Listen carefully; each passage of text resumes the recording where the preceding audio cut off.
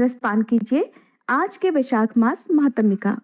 वैशाख मास में आप कौन कौन से नियम प्रारंभ कर सकते हैं, इसके अलावा तुलसी जी और पीपल को सींचने और पूजन करने का जो नियम और महत्व है उसके बारे में आप इस वीडियो के लास्ट में जानेंगे। हो सके तो आज की इस कथा को लास्ट तक जरूर सुनिएगा।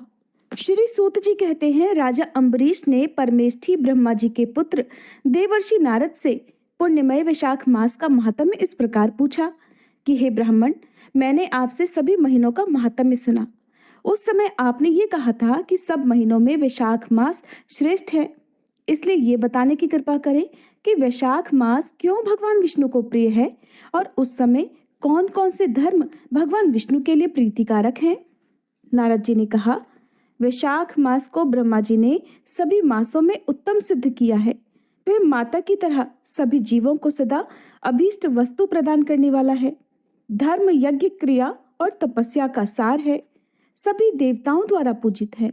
जैसे विद्याओं में वेद विद्या, मंत्रों में प्रणव, वृक्षों में कल्प वृक्ष, धेनुओं में कामधेनु, देवताओं में श्री विष्णु, वर्णों में ब्राह्मण, प्रिय वस्तुओं में प्राण, नदियों में गंगा जी, तेजों में सूर्य, अस्त्र शस्त्रों में चक्र, धातुओं में स्वर्ण, वैष्णवों में शिवजी तथा रत्नों में कौस्तुभमणि है, उसी प्रकार धर्म के साधनभूत महीनों में वैशाख मास सबसे उत्तम है। संसार में इसके समान भगवान विष्णु को प्रसन्न करने वाला कोई दूसरा मास नहीं है। जो वैशाख मास में सूर्योदय से पहले स्नान करता है उससे भगवान विष्णु निरंतर प्रीति करते हैं, उस पर सदा प्रसन्न रहते हैं। पाप तभी तक गरजते हैं जब तक जीव वैशाख मास में प्रातःकाल जल में स्नान नहीं कर लेता। हे राजन, वैशाख के महीने में सभी तीर्थ आदि देवता तीर्थों के अलावा बाहर के जल में भी सदैव स्थित रहते हैं। भगवान श्री विष्णु की आज्ञा से मनुष्यों का कल्याण करने के लिए वे सूर्योदय से लेकर 6 दंड के भीतर वहां उपस्थित रहते हैं। वैशाख के समान कोई मास नहीं है, सतयुग के समान कोई युग नहीं है, वेद के समान कोई शास्त्र नहीं है और गंगा जी के समान कोई तीर्थ नहीं है। जल के समान दान नहीं है, खेती के समान धन नहीं है और जीवन से बढ़कर कोई लाभ नहीं है। उपवास के समान कोई तप नहीं, दान से बढ़कर कोई सुख नहीं, दया के समान धर्म नहीं, धर्म के समान मित्र नहीं, सत्य के समान यश नहीं, आरोग्य के समान उन्नति नहीं, भगवान विष्णु से बढ़कर कोई रक्षक नहीं और वैशाख मास के समान संसार में कोई पवित्र मास नहीं है, ऐसा विद्वान पुरुषों का मानना है। वैशाख श्रेष्ठ मास है और शेष शाही भगवान विष्णु को सदा प्रिय है। सब दानों से जो पुण्य होता है और सब तीर्थों में जो फल होता है उसी को मनुष्य वैशाख मास में केवल जलदान करके ही प्राप्त कर लेता है।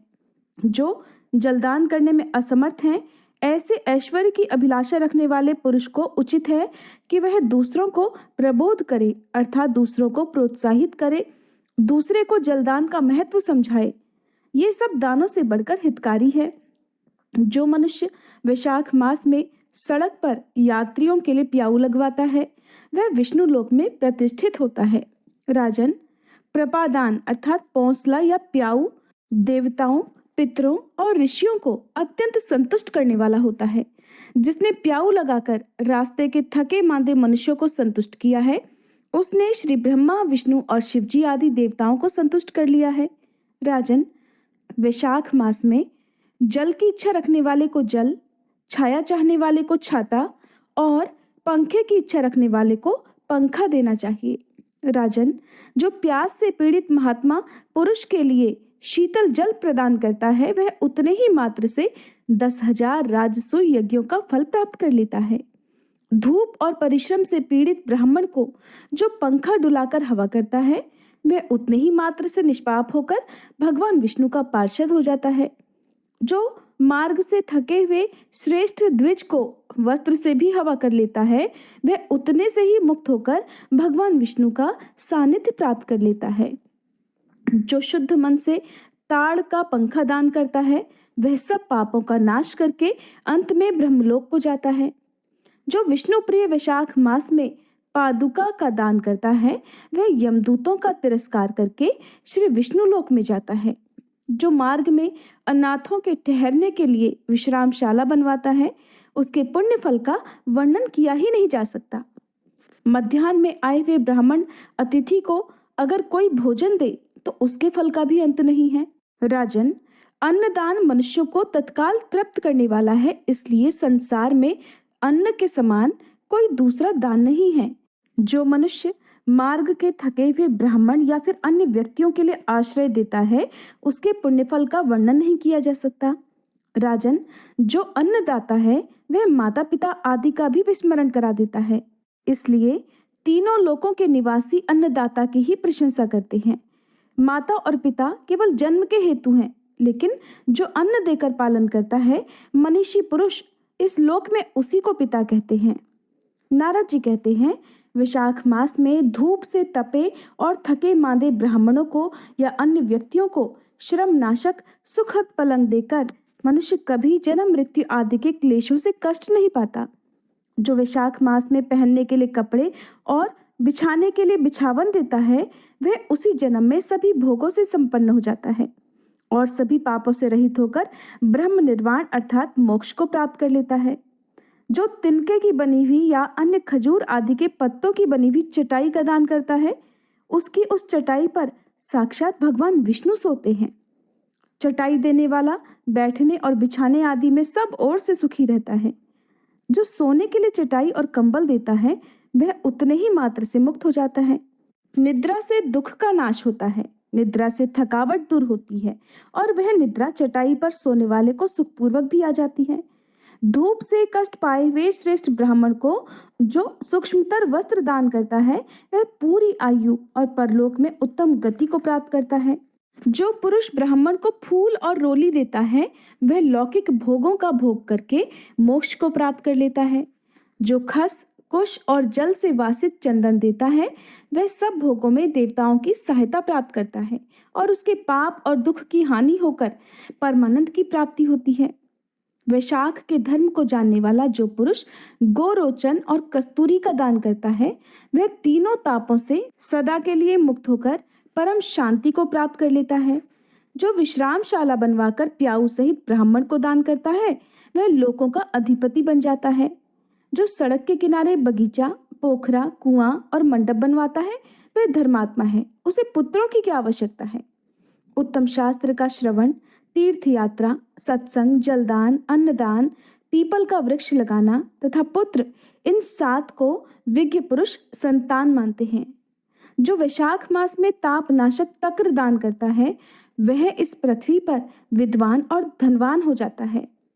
धूप के समय मट्ठे के समान कोई दान नहीं, इसलिए रास्ते के थके मांदे ब्राह्मणों को या अन्य व्यक्तियों को मट्ठा दान में देना चाहिए। जो वैशाख मास में धूप की शांति के लिए दही और खांड दान करता है तथा विष्णु प्रिय वैशाख मास में जो स्वच्छ चावल देता है, वह पूरी आयु और संपूर्ण यज्ञों का फल प्राप्त कर लेता है। जो पुरुष ब्राह्मण के लिए गोघृत अर्पित करता है, वह अश्वमेध यज्ञ का फल पाकर विष्णु लोक में आनंद का अनुभव करता है। जो दिन के ताप की शांति के लिए सायंकाल में ब्राह्मण को ऊख दान करता है, उसको अक्षय पुण्य की प्राप्ति होती है। जो वैशाख मास में शाम को ब्राह्मण के लिए फल और शरबत देता है, उससे उसके पितरों को निश्चय ही अमृत पान का अवसर मिलता है। जो वैशाख के महीने में पके हुए आम के फल के साथ शरबत देता है, उसके सारे पाप निश्चय ही नष्ट हो जाते हैं।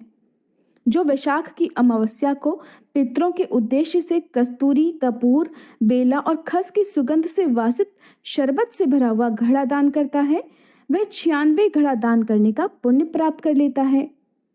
वैशाख मास में तेल लगाना, दिन में सोना, कांसे के बर्तन में भोजन करना, खाट पर सोना, घर में नहाना, निषिद्ध पदार्थ खाना, दोबारा भोजन करना और रात में खाना, ये 8 बातों का त्याग कर देना चाहिए। जो वैशाख में व्रत का पालन करने वाला पुरुष पद्म पत्ते में भोजन करता है, वह सभी पापों से मुक्त होकर श्री विष्णु लोक को जाता है। जो विष्णु भक्त पुरुष वैशाख मास में नित्य प्रति नदी में स्नान करता है, वह 3 जन्मों के पाप से निश्चय ही मुक्त हो जाता है। जो प्रातःकाल सूर्योदय के समय किसी समुद्र गामिनी नदी में वैशाख स्नान करता है, वह 7 जन्मों के पाप से तत्काल मुक्त हो जाता है। जो मनुष्य 7 गंगाओं में से किसी में उषा काल में स्नान करता है, वह करोड़ों जन्मों में अर्जित किए हुए पाप से निस्संदेह मुक्त हो जाता है। जानवी अर्थात गंगा जी, गोदावरी, कालिंदी अर्थात यमुना, सरस्वती, कावेरी, नर्मदा और वेणी, ये 7 गंगाएं कही गई हैं। वैशाख मास आने पर जो प्रातःकाल बावड़ियों में स्नान करता है, उसके महापापों का भी नाश हो जाता है। कंद, मूल, फल, शाक, नमक, गुड़, बेर, पत्र, जल और तक्र जो भी वैशाख मास में दिया जाए वह सब अक्षय होता है। तक्र अर्थात छाछ या मट्ठा। ब्राह्मण आदि देवता भी बिना दिए हुए कोई वस्तु नहीं पाते। जो दान से हीन है, जो कभी दान नहीं करते, वह निर्धन होते हैं। इसलिए सुख की इच्छा रखने वाले पुरुष को वैशाख मास में अवश्य ही दान करना चाहिए। सूर्य देव के मेष राशि में स्थित होने पर भगवान श्री विष्णु के उद्देश्य से अवश्य ही प्रातःकाल स्नान करके भगवान विष्णु की पूजा करनी चाहिए। कोई महिरथ नामक एक राजा था जो कामनाओं में आसक्त और अजितेंद्रिय था। वो केवल वैशाख स्नान के सुयोग से स्वतः ही वैकुंठ धाम को चला गया। वैशाख मास के देवता भगवान मधुसूदन हैं, इसलिए वह सफल मास है। वैशाख मास में भगवान की प्रार्थना का मंत्र इस प्रकार है: मधुसूदन देवेश वैशाखे मेषगे रवि, प्रातः स्नानम करिष्यामि निर्विघ्नं कुरु माधव। अर्थात हे माधव, हे मधुसूदन, मैं मेष राशि में सूर्य के स्थित होने पर वैशाख मास में प्रातः स्नान करूंगा, आप इसे निर्विघ्न पूर्ण कीजिएगा। फिर हर दिन इस मंत्र के साथ या हिंदी अर्थ के साथ अर्घ्य प्रदान करना चाहिए। वैशाखे मेषगे भानो प्रातः स्नान परायणः अर्घ्यम ते अहम प्रदस्यामि ग्रहणम मधुसूदन। अर्थात सूर्य के मेष राशि पर स्थित रहते हुए वैशाख मास में प्रातः स्नान के नियम में संलग्न होकर मैं आपको अर्घ्य देता हूँ। हे मधुसूदन, कृपया इसे ग्रहण कीजिए। इस प्रकार अर्घ्य समर्पित करके फिर स्नान करें। फिर वस्त्रों को पहनकर संध्या तर्पण आदि सभी कर्मों को पूरा करके वैशाख मास में विकसित होने वाले पुष्पों से भगवान विष्णु की पूजा करें। इसके बाद वैशाख मास के महात्म्य को सूचित करने वाली भगवान विष्णु की कथाएं सुने। ऐसा करने से कोटि जन्मों के पापों से मुक्त होकर मनुष्य मोक्ष को प्राप्त कर लेता है। ये शरीर अपने अधीन है, जल भी अपने अधीन है, साथ ही अपनी जिह्वा भी अपने वश में है। इसलिए इस स्वाधीन अर्थात अपने वश में रहे शरीर से स्वाधीन जल में स्नान करके स्वाधीन जिह्वा से हरि इन 2 अक्षरों का उच्चारण करना चाहिए। जो वैशाख मास में तुलसी दल से भगवान विष्णु की पूजा करता है वह श्री विष्णु की सायुज्य मुक्ति को प्राप्त कर लेता है। इसलिए अनेक प्रकार के भक्ति मार्ग से और तरह तरह के व्रतों द्वारा भगवान विष्णु की सेवा और उनके सगुण या निर्गुण स्वरूप का अनन्य मन से ध्यान और चिंतन करना चाहिए। आज का अध्याय समाप्त। अगले अध्याय में आप कथा सुनेंगे हेमकांत की, जिसमें वैशाख मास में छत्र दान करने से हेमकांत का उद्धार किस प्रकार हुआ इसका वर्णन किया गया है। अब जानिए वैशाख मास में पीपल और तुलसी जी के सींचने के नियम और महत्व के बारे में। हमारे धार्मिक ग्रंथों में वैशाख महीने में स्नान और दान करने का महत्व बताया गया है। साथ ही ग्रंथों में कहा गया है कि इस पवित्र महीने में किए गए स्नान, दान, व्रत, उपवास और पूजा से मिलने वाला पुण्य कभी खत्म नहीं होता। इस पवित्र महीने में भगवान विष्णु के साथ ही पीपल और तुलसी जी की भी पूजा करनी चाहिए। ऐसा करने से कई यज्ञ करने जितना पुण्य मिलता है जो कभी खत्म नहीं होता। पीपल के वृक्ष में साक्षात भगवान विष्णु का वास माना जाता है और वही तुलसी जी को लक्ष्मी जी का रूप माना गया है। अगर आप भी वैशाख मास के नियम को अपनाना चाहते हैं तो कथा में बताए गए जितने भी दान हैं, उन दानों में से जितने भी आप आसानी से कर सकते हो उनको हर दिन करने का, या जितनी बार भी आप कर सकते हो, वैशाख के महीने में जितने दिन भी आपके लिए करना संभव हो उतने दिन करने का आपको संकल्प पहले दिन लेना चाहिए। या फिर जो बहुत मुख्य दिन हैं जैसे कि अमावस्या, पूर्णिमा, एकादशी, प्रदोष व्रत, अक्षय तृतीया, इन सभी दिनों में भी आप इन प्रकार के दान कर सकते हैं या पीपल के पेड़ की और तुलसी जी की पूजा कर सकते हैं। सुबह जल्दी उठकर स्नान आदि से निवृत्त होकर पानी में गंगा जल, कच्चा दूध, तिल और शक्कर या गुड़ मिलाकर पीपल के पेड़ की जड़ में अर्पित करना चाहिए। और एक दीपक, चाहे वो घी का हो या तिल के तेल का हो, आटे का चौमुखा दीपक जलाना बहुत शुभ माना जाता है। आटे का ना हो तो मिट्टी का दीपक भी आप जला सकते हैं।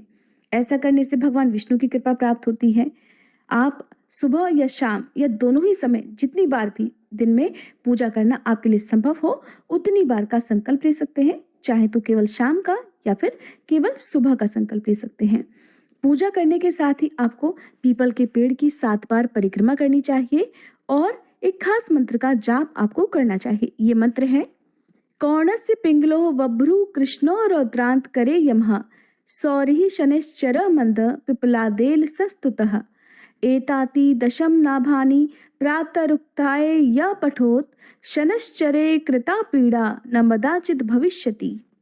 पीपल के पेड़ की पूजा करने के या जल अर्पित करने के कुछ नियम होते हैं, जैसे कि रविवार के दिन पीपल के वृक्ष को स्पर्श नहीं किया जाता है, न ही पूजा की जाती है और न ही जल अर्पित किया जाता है। इसके अलावा आप कभी भी पीपल के पेड़ की पूजा कर सकते हैं।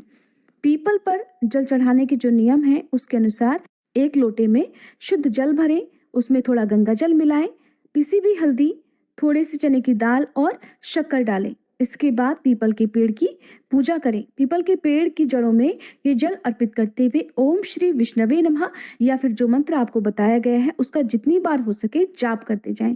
7 बार परिक्रमा करें। परिक्रमा करते समय ओम श्री विष्णवे नमः इस मंत्र का जाप करें। जब 7 परिक्रमा पूरी हो जाएं तब श्री विष्णु भगवान को हाथ जोड़कर प्रणाम करें। ये नियम आपको पूरे वैशाख के महीने में करना चाहिए या फिर जितने दिन का भी आप संकल्प ले सकते हो उतने दिन आपको नियम पूर्वक इस काम को करना चाहिए। सुबह या शाम आप अपने समय की सुविधा के अनुसार इस नियम को बांध सकते हैं, इस नियम को अपना सकते हैं।